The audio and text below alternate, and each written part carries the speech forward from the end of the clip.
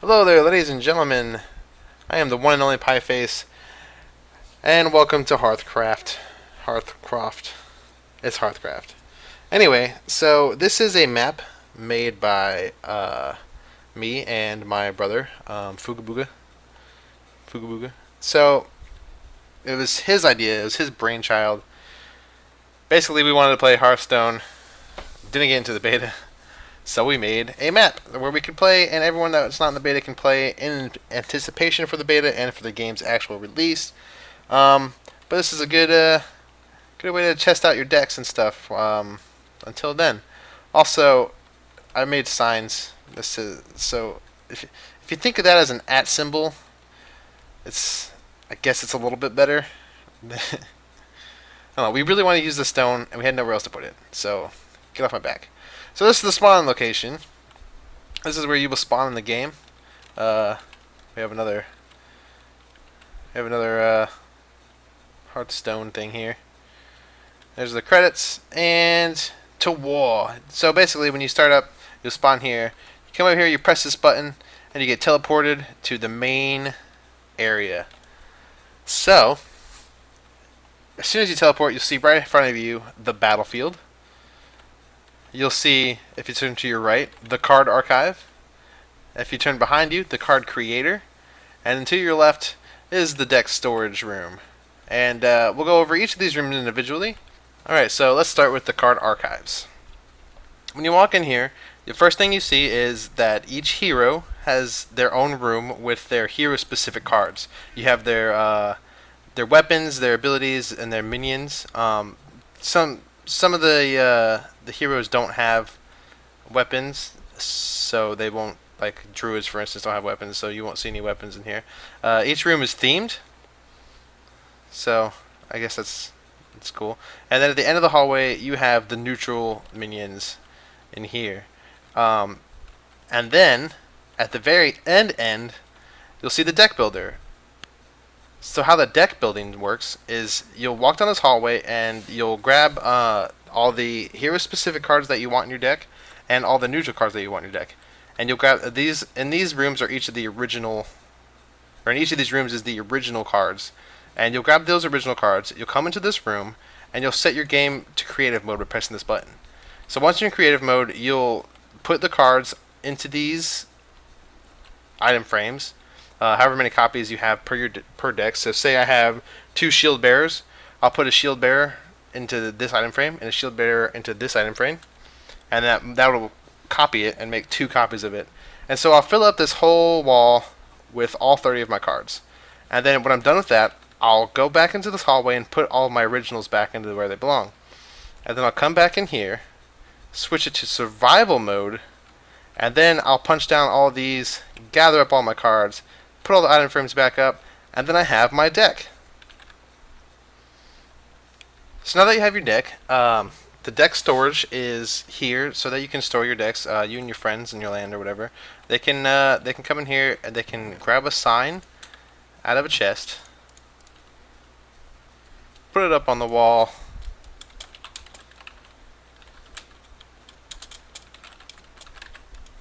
name it, and stick their deck in here for storage. So next up is the card creator. In case you destroy a card or you just want to make a custom card for no real reason, this is the room for you. You'll come in here, you'll grab a blank card from up there, you'll write into it. So now to check out how we set up our cards, this is the example card right here. And this is the normal layout of the card. You'll do the mana cost, the name of the card. If it's a minion, you'll do the attack and then the health. Whatever the card's written on it. For instance, this one has Wind Fury, Charge, Divine Shield, and Taunt. And then after that, you'll have its type, its class, and its rarity. Keep in mind that you can only have one legendary and or elite, whatever you want to call them, or one of that type in your deck at any time. So look at this for reference for how to set up the cards. You would write your card, and if the name doesn't fit, these anvils are here to rename it and to make the name longer, if need be.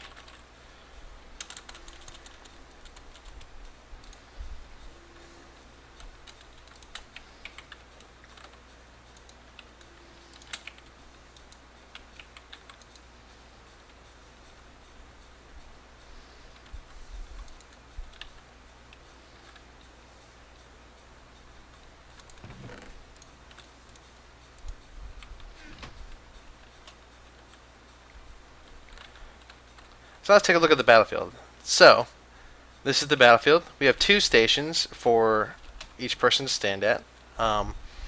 And so the first thing you'll do is you and your opponent will have a deck. They'll get your deck out of the deck hall or whatever, and then you'll teleport to the deck shuffler. Now, in this room is where you'll place your deck. You'll just put your deck into this this chest as fast as you possibly can. Just click on it like this. That'll feed him through a shuffling system, and then it'll pop it up down there. So you teleport back down, and this is where your deck will be fed through, right there.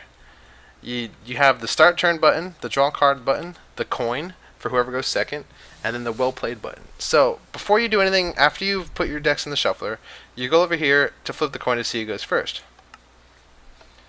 And it looks like I won the coin flip, so I'm going to go first, meaning my opponent gets an extra card, so he's going to draw 4 cards, and he's going to get the coin. So I'll draw my 3 cards, and they'll pop up from up there, and then I'll have my 3 cards here. Now, if you want to trade in one of your cards, like say for instance I don't want 2 mana worms, even though, or so yeah, say for instance I don't want 2 mana worms, so I'll put the hand that I want to keep inside this chest. I'll then draw the card that's going to replace this card that I'm returning, and then put that one in the chest as well. You'll then have to click on this dispenser, or dropper, and take your whole deck out. It'll feed it in, so you just have to click on it until they all come out.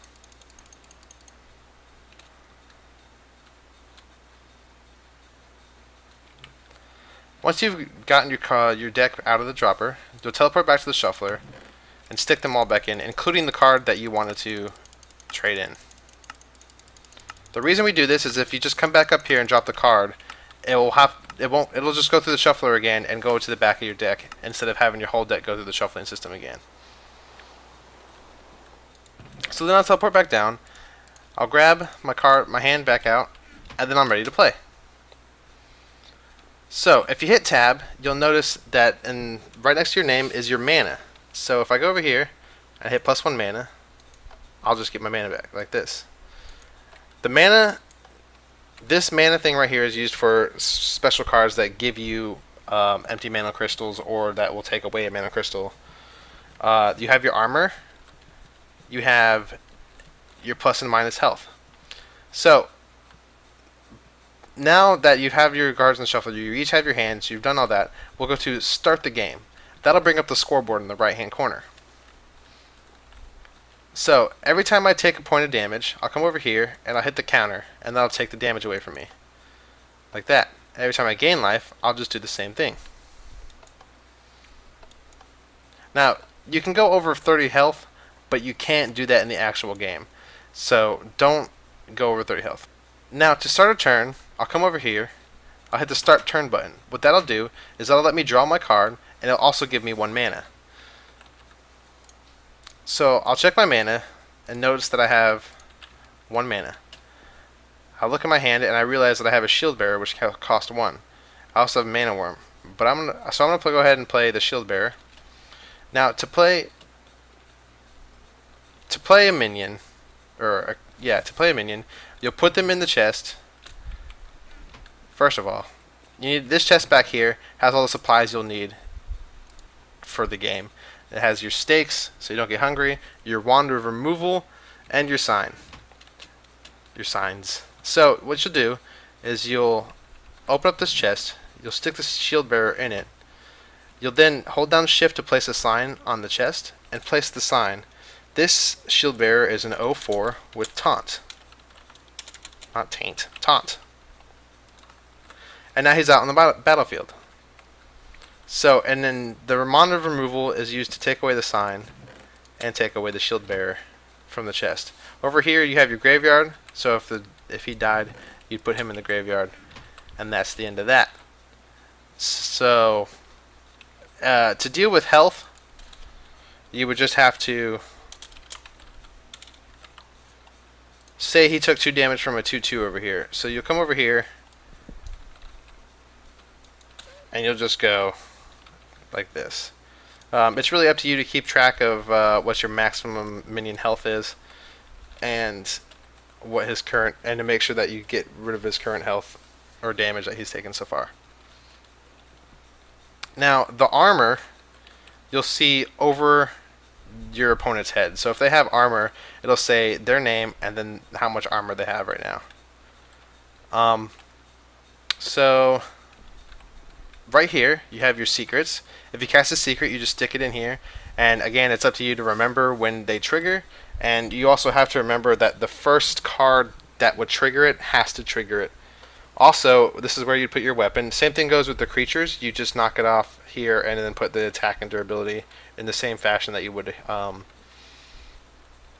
a creature. And then in this chest, you have all your hero powers to remind you which hero power does what.